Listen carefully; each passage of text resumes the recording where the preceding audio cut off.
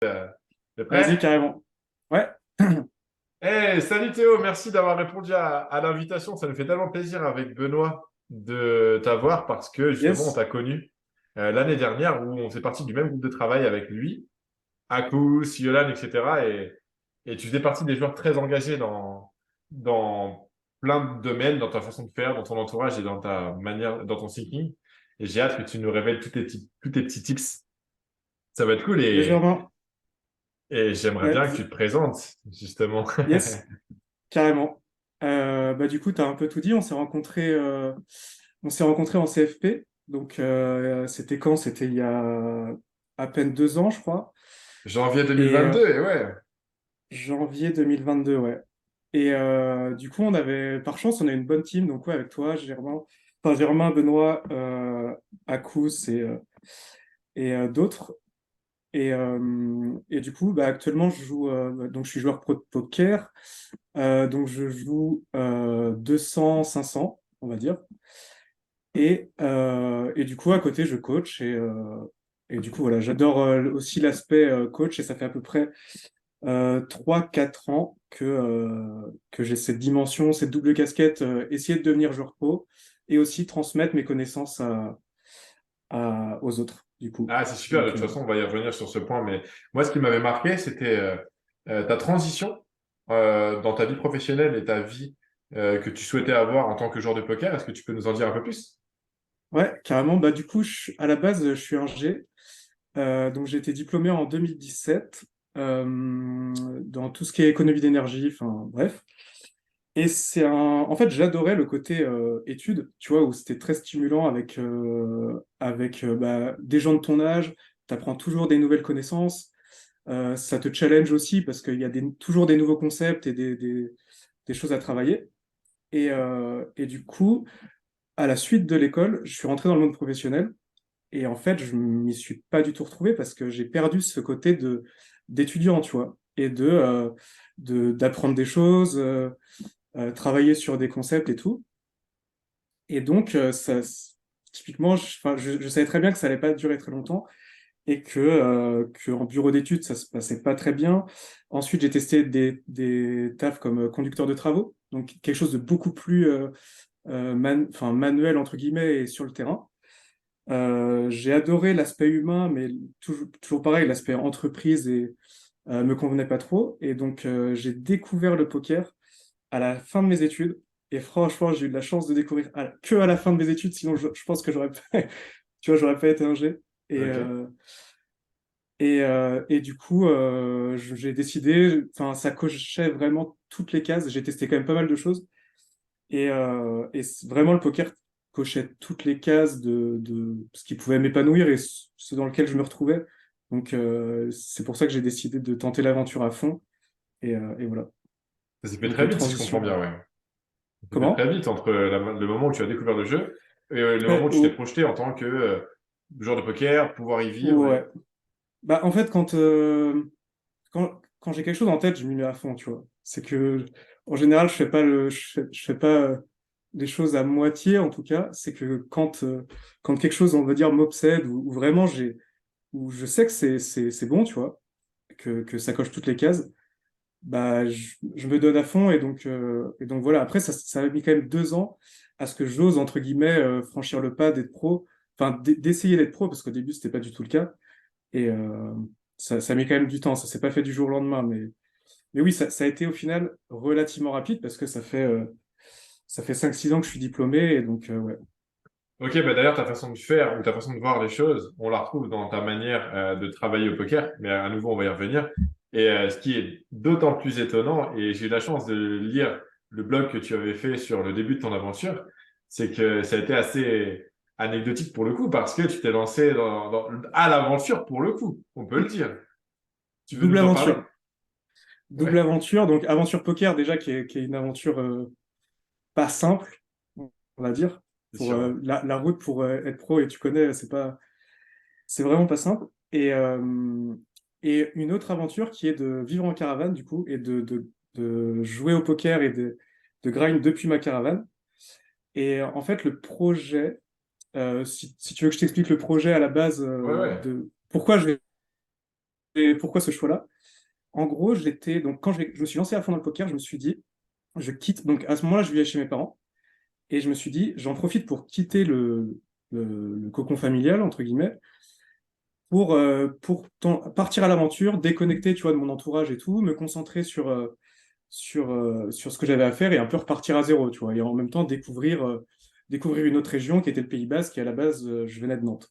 D'accord. Donc, du coup, j'ai vécu en coloc pendant 1 an et demi, et, euh, et au final, à un moment, euh, en gros, le loyer des colocs commençait à être un peu cher, tu vois, et du coup, j'avais des cours de poker à acheter, je voulais prendre une formation mentale et je voulais prendre aussi une formation technique. Et en fait, je me suis dit que si je devais choisir entre les deux, c'est-à-dire que si soit c'était je continuais à payer le loyer, soit je faisais le choix entre soit payer le loyer, soit m'acheter des cours, des formations pour progresser au poker, tu vois. Et ce choix-là incitait de revenir chez mes parents. Ok. Du coup, parce que, enfin, tu vois. Donc, au final, j'ai décidé de mettre une croix sur la coloc et de revenir chez mes parents, où je l'ai vécu quand même comme un échec, parce que j'étais parti en mode, je vais être pro, ça va bien se passer. Et en fait, le retour à la case départ, tu vois, enfin, cette sensation de retour à la case départ était assez compliquée à vivre. Et donc, ça m'a permis de cogiter pendant cette phase-là chez mes parents et en fait, réfléchir à mon environnement. Et j'ai remarqué qu'en fait, mon environnement était quelque chose qui était ultra important et, euh, et je l'ai ressenti directement. Quand je suis pas bien où je suis, je travaille beaucoup moins bien, j'ai beaucoup moins de motivation, j'ai beaucoup moins d'énergie pour monter des projets ou pour faire des choses. Et du coup, je me suis dit qu'il fallait absolument que je trouve un moyen de repartir dans un bon environnement, mais pour le moins cher possible, tu vois. Et en fait, j'ai pensé, j'avais rencontré un pote qui vivait en caravane pour la saison avant. Et en fait, quand j'étais avec lui, je me suis dit, je me projetais, tu vois, je me suis dit, en fait, il est au bord de l'océan, dans sa petite caravane. Il suffit que j'ai une bonne connexion Internet et en fait, je peux le faire, tu vois. Et, euh, et du coup, j'ai décidé, je me suis dit, vas-y, je me lance. J'achète la caravane. À mon avis, ça va me plaire, mais j'en savais pas vraiment à ce moment-là.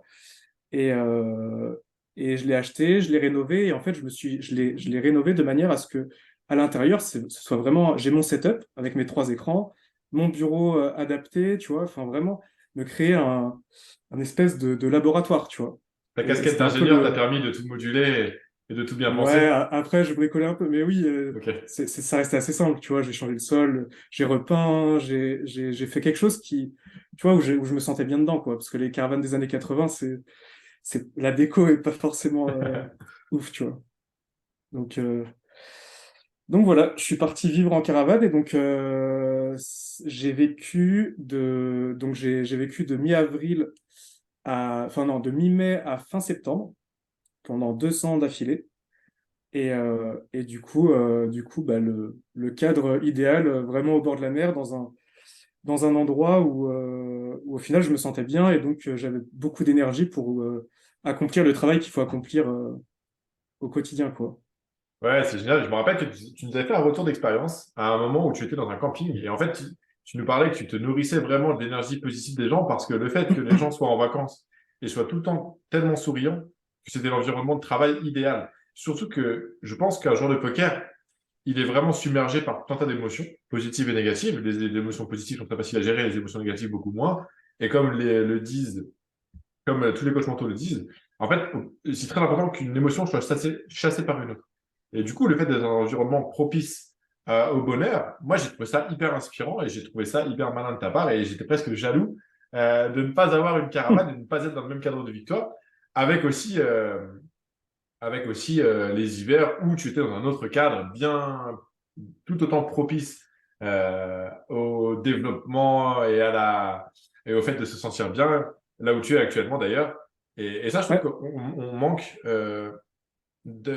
enfin, c'est très important. On parle de l'entourage poker, il faut qu'on ait des joueurs autour de nous, qu'est-ce ci, qu'est-ce ça, mais il faut avant tout se sentir bien. Et ça, c'est pas les hum. conseils d'un tel qui vont nous dire comment faire. Il faut savoir s'écouter et c'est ce que tu as fait et je trouve ça génial. Ouais, carrément, bah, un truc très important que tu as dit, c'est que c'est exactement ça, c'est que, genre, les gens autour de moi, en fait, j'étais dans un environnement où les gens autour de moi étaient soit retraités, donc tranquilles, soit en vacances, tu vois. Et du coup, ça fait que tu es dans une énergie, c'est ça, tu es dans une énergie en fait qui est ultra positive. Et évidemment, en tant que joueur de poker, enfin, comme tu dis, on vit beaucoup d'émotions à la fois positives, mais surtout négatives par moment.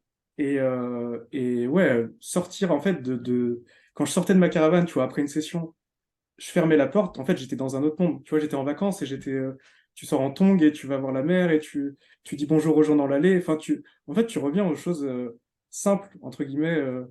Et du coup, c'est vrai que ça aide ça fait pas tout, mais ça aide comme tu dis, chasser des émotions négatives. Donc ça, carrément, ça, c'est ultra important, quoi. Enfin, pour moi, enfin, je trouve que c'est très, très important. Et c'est aussi l'avantage des joueurs de poker, c'est que cette liberté qu'on a à pouvoir travailler là où on le souhaite. Il faut aussi qu'on se rende à l'évidence que c'est un super métier. Il y en a qui nous rabâchent que c'est dur ici et ça, mais objectivement, c'est génial, quoi. On est libre Mais et oui, mais on peut oui. travailler Non, mais c'est un partout dans luxe. le monde.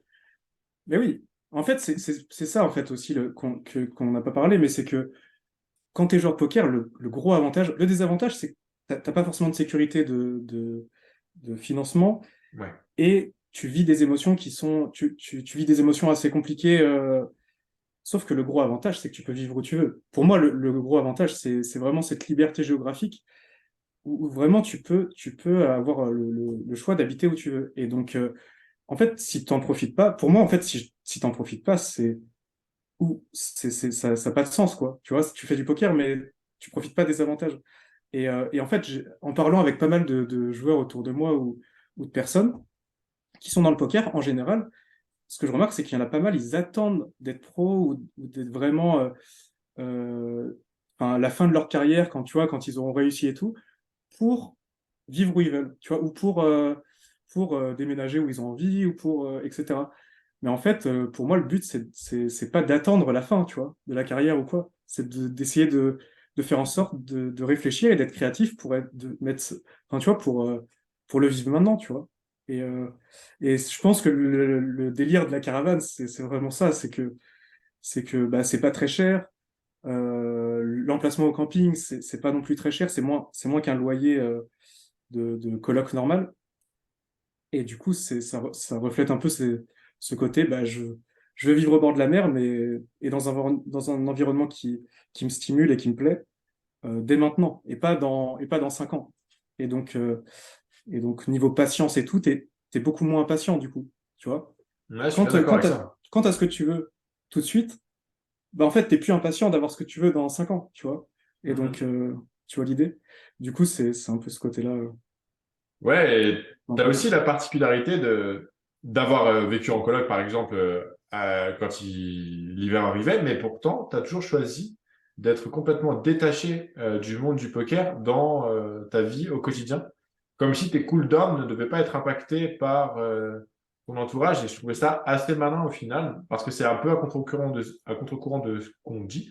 Par exemple, pour l'épisode 1, Hugo nous disait que c'est très important d'avoir un entourage proche avec qui échanger en permanence. Et toi, c'est pas du tout comme ça que tu vois la chose. Non, moi c'est mort, je veux pas être avec. Je caricature, mais je veux pas être avec des joueurs de poker dans mon environnement. Parce qu'au final, je bosse entre 40 et 50 heures semaine à, tu vois, soit à grind, soit à donner des cours, soit à bosser le jeu, entouré de joueurs de poker.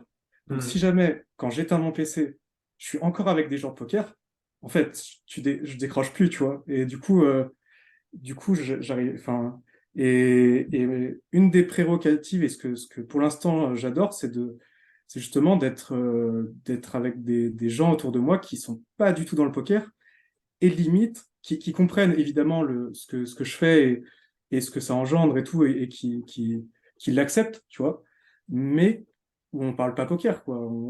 J'ai pas envie qu'on me parle d'une main, tu vois, que je fais que de débrief des mains, et j'ai pas envie qu'on me parle de main, en plus oralement, où tu sais, c'est toujours difficile à, Ah ouais. à s'imaginer le spot, tu vois. Donc ouais, moi, je préfère carrément ce qui va un peu à contre-courant de ce qu'on peut dire, mais je préfère un environnement qui n'est pas avec des joueurs de poker, parce qu'au final, j'ai pas besoin de motivation. Je pense qu'il y a un facteur, c'est que j'ai pas besoin d'être motivé pour travailler, tu vois, pour grind ou pour bosser mon poker, vu que j'adore ça. Donc, à mon avis, l'environnement de joueur de poker est très important pour se garder motivé, j'ai Ok. l'impression. Mais si tu es déjà motivé, bah en fait, tu as moins besoin de cet environnement qui te stimule et qui.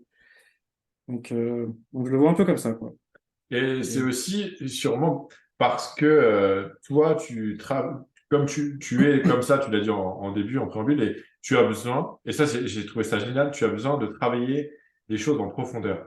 Mais c'est vraiment en profondeur, vraiment très profond. Par exemple, si tu travailles une situation, tu vas la travailler pendant des jours et des jours, des semaines et des semaines, et tu es OK avec le fait de mettre certains points de côté pour aller en profondeur sur ce que tu maîtrises. Et quand on connaît les courbes d'apprentissage, etc., et la stimulation qu'on a besoin d'avoir au table, je trouve que c'est très important de travailler un thème, de le mettre en application. Et je pense qu'il n'y a pas de meilleur moyen que de se construire des bases solides et des compétences compétitives. Maintenant, est-ce que tu veux nous en dire plus sur ta façon de travailler?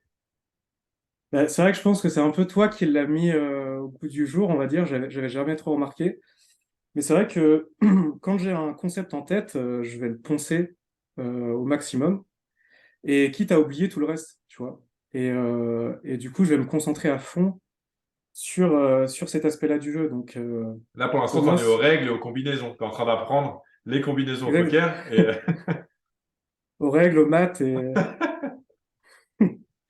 Ouais, je me rappelle, en Ah, mais gros, oui, à l'époque, on bossait un spot et après, on travaillait les ranges. Et tu as tout de suite dit, non, non, les ranges, ça viendra après. Je ne vais pas m'échelonner dans les ranges. Je suis en train de faire ça.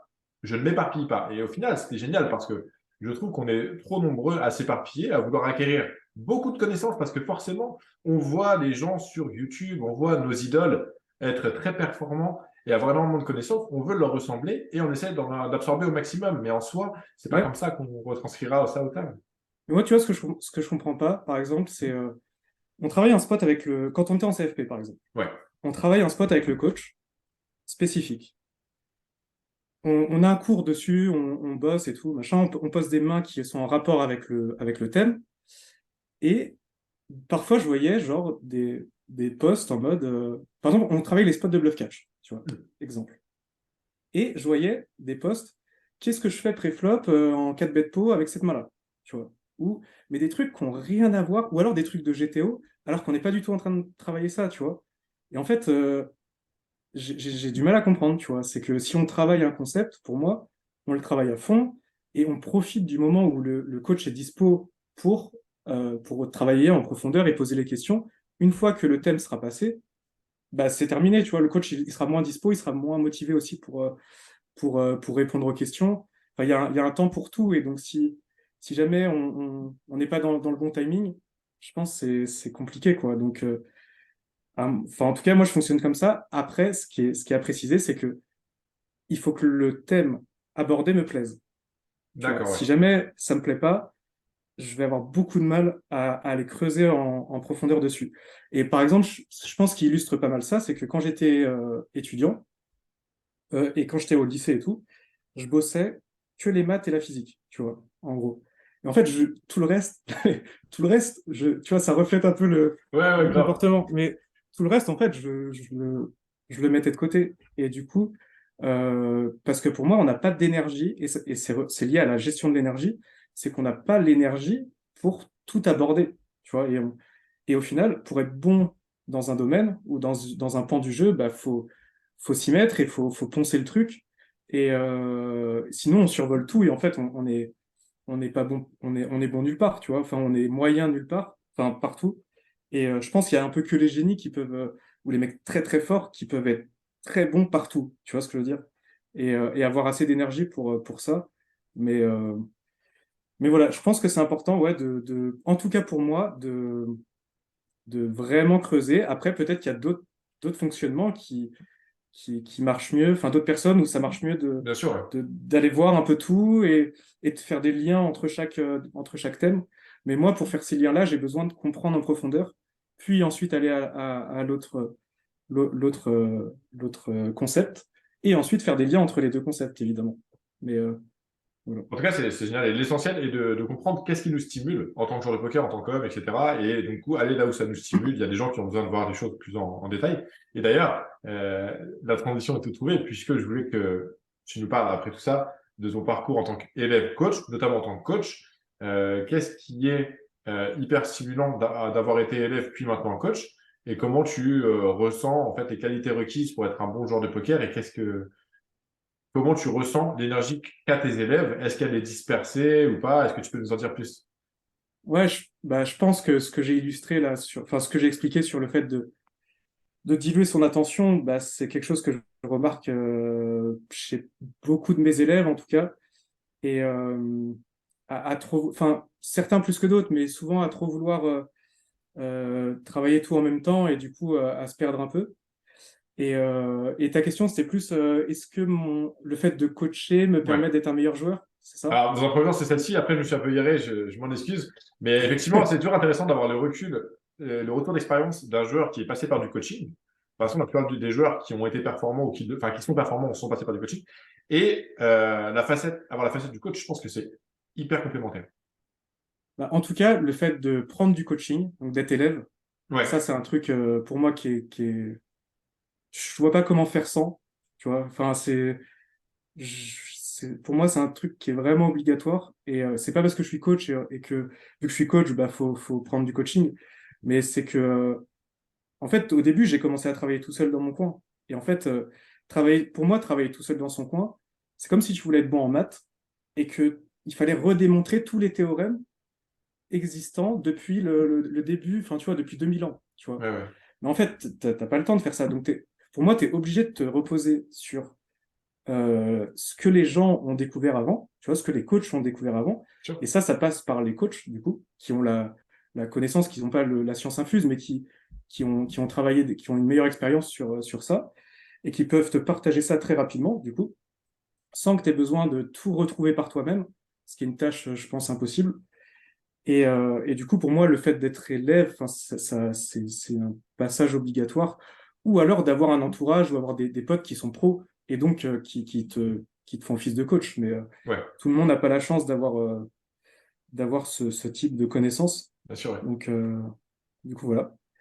Et sinon, en tant que coach, si ça m'a aidé dans ma progression, je pense que c'est évident parce que forcément quand tu coaches, au final tu travailles un peu ton poker, tu vois, où tu vois t'essaies de déconstruire un peu les connaissances. Enfin, c'est ça un peu le boulot de coach, c'est de déconstruire les connaissances, les mettre dans l'ordre et essayer de les faire comprendre à quelqu'un.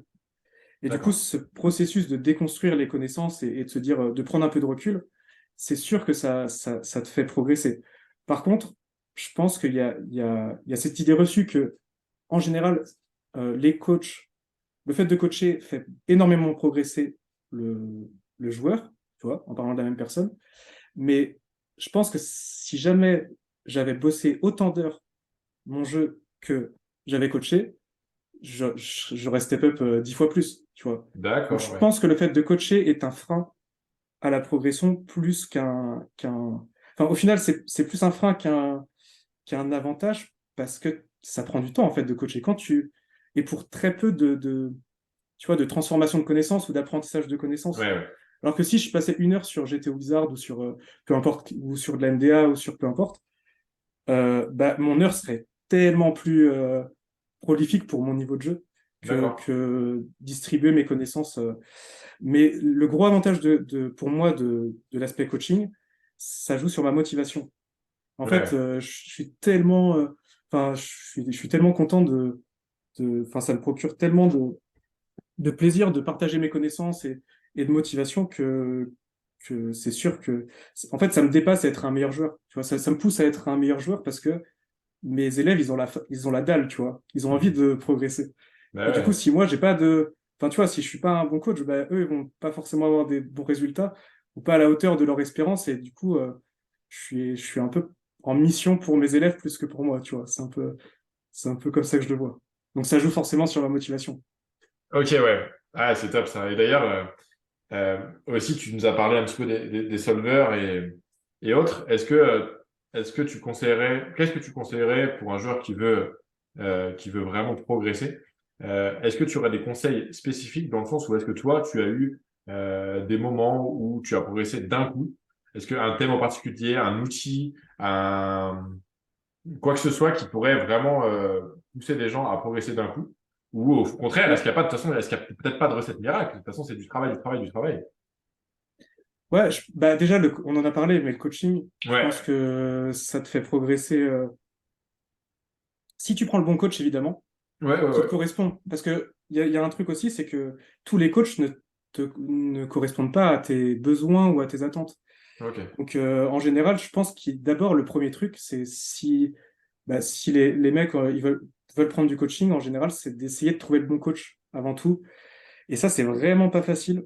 Et j'ai l'impression qu'une fois que tu as trouvé le bon coach, là, tu vas step up. Parce qu'en fait, le D'accord. bon coach, c'est quelqu'un, je pense, en qui tu as confiance Ouais, et aussi ouais. qui sait traiter tes leaks perso. Et en fait, souvent, on demande quels sont les leaks principaux des joueurs de 50, 100 et tout. Mais à mon avis, chacun a des leaks différents. Ok. Tu sais, et du coup, et les coachs ont été leakés avant. Et j'ai l'impression que si un coach a résolu lui-même ce problème-là, il sera peut-être en mesure tu vois, de le corriger chez toi aussi. Donc, Ouais, parce qu'on est à chaque joueur de poker a sa personnalité qui est retranscrite dans sa manière de jouer. Et donc, du coup, hmm. trouver des gens qui nous ressemblent, c'est hyper important. Donc, Ouais, au final, c'est ouais, intéressant parce carrément. que tu nous parles de l'entourage, à quel point l'entourage doit être, a un impact sur notre progression, mais du coup, bien distinguer l'entourage virtuel, l'entourage réel, l'entourage proche. Et ça reste Hmm. primordial d'être bien entouré en tant que joueur de poker.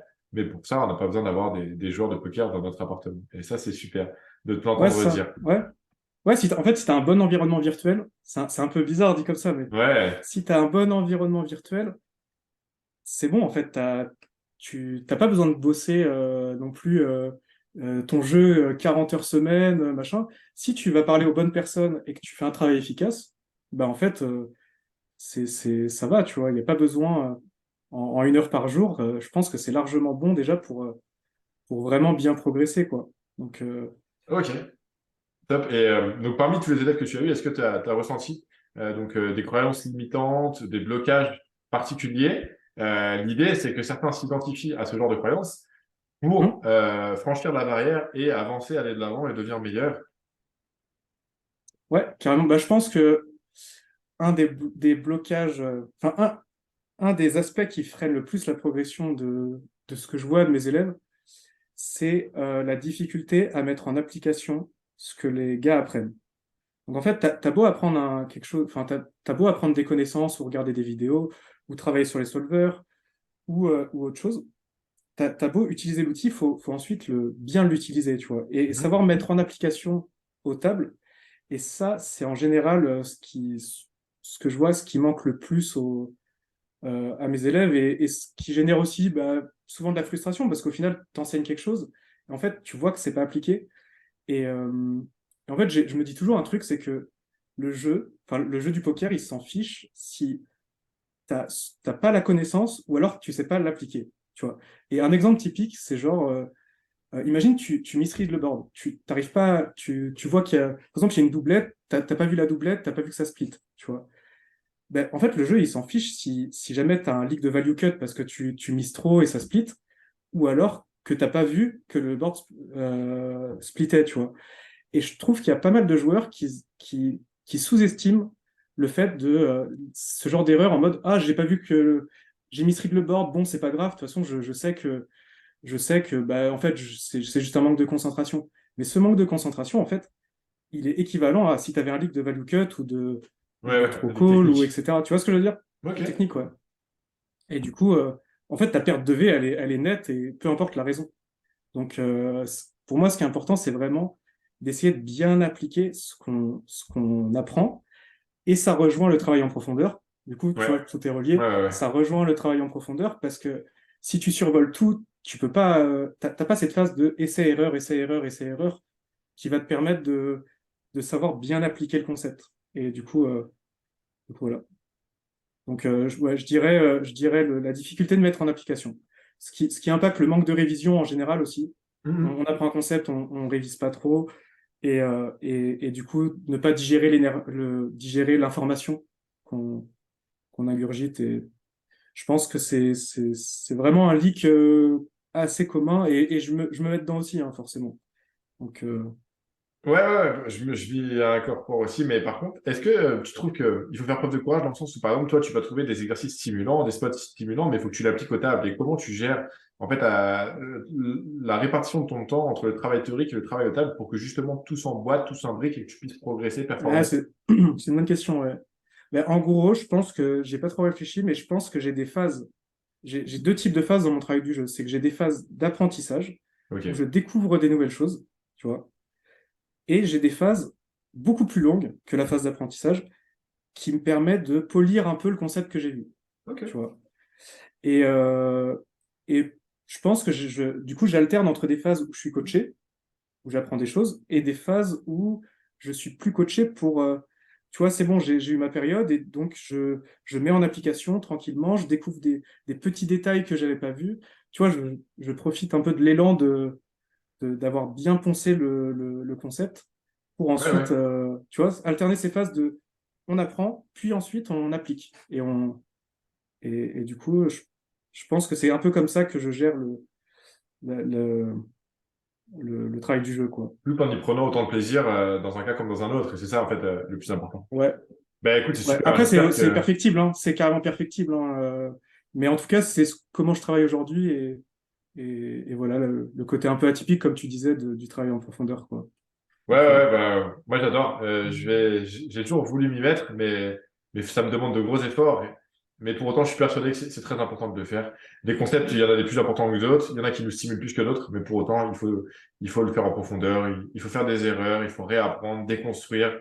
Et en fait, c'est tout ce qui est très compliqué pour nous, les humains, d'y arriver. bah, après, si jamais ça te demande des efforts, je pense que c'est pas forcément le bon truc non Ouais, plus. Tu vois, ouais. c'est pas pour rien. Enfin, après, je suis pas coach mental, mais tu vois, il y a, tu vois ce que je veux dire? Si vraiment tu as du mal à faire le truc, c'est peut-être que c'est pas forcément le système adapté pour toi. Il y a ça Et aussi. Ouais, c'est parce que vrai. moi, je me force pas. Tu vois, je me force pas. C'est naturel d'aller en profondeur sur quelque chose et c'est mon fonctionnement. Peut-être que toi, ton fonctionnement est différent. Vas-y, vas-y.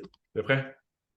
Justement, ça, c'est important que tu en parles parce que en parlant d'environnement propice à la réussite, à l'épanouissement, est-ce que ça, c'est l'avantage, mais aussi le fait qu'on puisse être tenté de procrastiner, qu'on puisse être tenté de profiter de notre environnement plutôt que d'aller charbonner parce que des fois, c'est pas toujours rose. Est-ce que tu as un petit tip, est-ce que tu as des secrets à nous proposer? Ah, tu veux dire, genre, imagine, tu vis à côté de la mer, tu kiffes tellement aller te baigner ou aller te balader ou quoi, que au final, tu te fais happer par ton extérieur et donc tu oublies de bosser. Bah, du coup, c'est vrai que c'est le côté, c'est un peu le revers de la médaille de l'environnement et c'est un peu aussi entre guillemets, des problèmes de riches parce que si tu as un bon environnement, bah, c'est sûr, ça génère ce problème-là, mais dis-toi que j'y ai déjà réfléchi et en général, j'ai un petit tip, c'est que quand il pleut, tu as moins envie de profiter de ton environnement. Du coup, tu peux organiser ton emploi du temps en mode quand il pleut, bah, tu fais des journées de 14 heures, tu vois, et quand il fait, ensuite, ça te laisse du temps quand il fait moins beau. Et, euh, et du coup, bah, tu peux ajuster ton emploi du temps comme ça. Ouais, je trouve que la C'est un démarche est peu la bien, en fait, parade. comprendre l'intérêt et de cette énergie autour de nous et du coup d'en tirer profit au maximum, tout en ayant justement cette rigueur qui est importante à n'importe quel jour de poker. Et donc, ouais, j'ai jamais vu ça comme ça de justement de faire ce pacte avec soi-même en se disant, OK, il va faire beau, donc je vais travailler Ouais, quand il ouais, fera genre plus gris. l'hiver. Tu vois, l'hiver, après, tu peux avoir une gestion à l'année. Après, c'est quand t'es pro, Ouais, mais tu peux avoir une gestion à l'année de ton emploi du temps et de mettre plus de projets l'hiver et un peu moins l'été. Et donc, après, c'est un peu une science. Et d'ailleurs, j'ai pris un coach spécial pour m'aider à m'organiser, justement. Parce que pour OK. moi, l'organisation, c'est une des choses très, très importantes aussi, où Ouais, j'étais ouais. pas bon du tout. Et donc, bah, ça en fait partie. Par exemple, c'est un peu simple, mais bah, quand il pleut, travaille plus que quand il fait beau. Différent, il faut que tu trouves tu vois, qu'est-ce qui te va et je sais pas. En tout cas, ouais, je vais me poser la question, même si je me la suis déjà posée, mais c'est pas pour autant que je vais me la reposer à nouveau. Mais en tout cas, merci à toi pour toutes ces réponses-là. Et j'aimerais aussi que tu nous parles de ton actualité et aussi bah, justement du fait que tu puisses coacher, donner des conseils sur un Discord où on retrouve toutes les infos. C'est ça, hein? Ouais, ouais, carrément. Bah, du coup, j'ai un Discord donc on a monté en 2019, donc on va fêter nos 4 ans, on va fêter nos 4 ans en septembre prochain. Ok. Donc c'est un Discord principalement NL2, NL50, donc Ok. où on se partage des mains, on fait des reviews, on propose du coaching, on a aussi un CFP, on a aussi une team du coup qu'on suit à l'année. On fait pas trop de pub en général, c'est par bouche à oreille. Ouais, Et on est ouais. à peu près 300 joueurs, pas tout le monde actif évidemment, mais on essaie d'être une communauté bienveillante et vraiment être dans l'écoute et pas dans le jugement, on va dire, de tiens, t'as mal joué, fallait faire ça. Et plus essayer de comprendre pourquoi l'autre a mal joué une main ou quoi, tu vois. Donc ça s'appelle Win et voilà. Donc si, Et ben, on vous mettra le lien dans la description, dans la vidéo et dans les ouais, commentaires. C'est super, super, ouais. Jean. Ouais, ouais, parce que je pense qu'il y en a qui se retrouveront dans ta manière de faire, ou en tout cas, tu en inspireras certains, parce que ça a été mon cas. Tu m'as beaucoup inspiré sur. Et j'ai beaucoup aimé travailler à tes Et toi côtés. aussi. C'est gentil. Ouais, comme quoi, on était différents. Non, mais on travaillait bien, franchement, on travaillait bien ensemble, hein. Enfin, Ouais, je me c'était souviens cool. des sessions de travail, c'était. Tu m'apportais pas mal de choses et bah, du coup, peut-être inversement, mais Ah ouais, carrément, ouais. on se sentait bien. Donc, Bon, il y avait juste Benoît qui ralentissait un peu le wagon, mais on a fini par l'abandonner. Et puis, il est revenu au galop, il s'est fait une chaîne YouTube et tout. ouais, on l'avait oublié, mais il est revenu.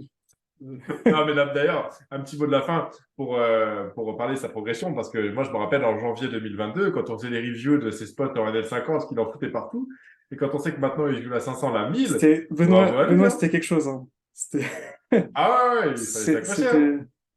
Mais ouais, comme quoi on peut vraiment. Puis moi, pareil, hein, et je pense que tout le monde pareil. Ouais, bien sûr. Vraiment, si on voit nos spots, enfin, tu vois, il y a en 50, 25 et tout, on sauterait, tu vois, Ah sauterait ouais. notre chaise, tu vois, ce serait abusé.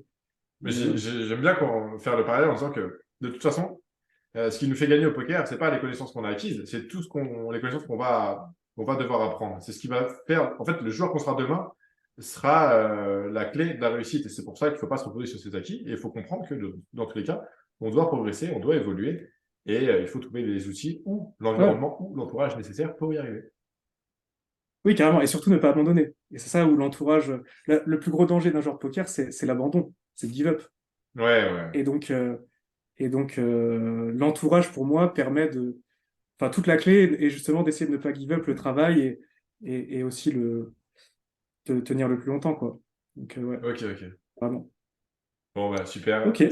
C'est top. Et puis aussi, tu avais dit que tu te couperais la barbe le jour où tu ferais une session perdante. Bon, bah, je vois que ça se passe Qu'est-ce bien que au tu taf. racontes? Non, non, belle barbe, belle barbe. Ça, c'est la N'importe classe. quoi. Ouais, ouais. Je dis pas jamais de la couperai, mais pas pour une session perdante. Ça, Bon, pas merci pour en tout ça. cas, Théo, c'était cool. Déjà d'avoir de tes nouvelles Mais, et d'avoir ton retour d'expérience, que tu as accepté bah ouais, l'invitation, carrément. que tu nous soutiennes et qu'on te soutienne en Ouais, retour. puis c'est cool, votre projet, carrément. Carrément, carrément. Donc, J'ai hâte de te ça fait croiser au plaisir, en tout table. cas, de voir des gens qui font des choses, qui entreprennent et voilà, qui font avancer le monde du poker. Et donc, si ça peut être en plus des gens bien, c'est cool. Merci à Donc, toi, merci à toi. allez, merci. Yes, allez, ciao, ciao. Bon, bah, Ciao. c'est cool, je pense qu'on coupera peut-être la fin, la blague. Je trouvais pas de blague Ouais. rigolote. Tout ce que tu Je me disais suis était dit, intéressant. quand est-ce qu'il va sortir sa blague Ouais, j'ai pas trouvé, j'étais pas avec la... inspiré. Bon, ça va, on a rigolé de Benoît et tout, ça va le faire, ça finira sur une note positive. Mais c'était cool en vrai. Oui, oui, oui. Ouais, j'ai l'impression que j'ai trop parlé de moi, mais et pas assez donné de conseils. Ah ouais? Ouais, j'ai eu cette impression, mais parce que en fait j'avais noté d'autres trucs pour des conseils, mais j'ai pas pu les dire. Mais Si tu veux, c'est on pas peut grave, la de toute façon. reprendre, tu vois, on peut la reprendre et réincruster, mais c'était Non, naturel. franchement. Ouais, si toi ça t'a paru ok. Ah, moi j'ai adoré, je voulais rebondir sur tout ce que tu disais, mais en fait je me suis dit, si je rebondis sur tout, ça va durer 1 heure et demie. Et tu vois, l'idée, c'est que Bah tu fasses oui, pas non en mais de toute 40 minutes. façon on est tous les deux bavards, donc merde. Yes, vas-y, On ça est. va couler. Au pire, on se donne le mot de la fin sur Discord si ça te dit. Ouais, vas-y, vas-y. Vas-y, à tout de suite. Ciao, ciao. À toute.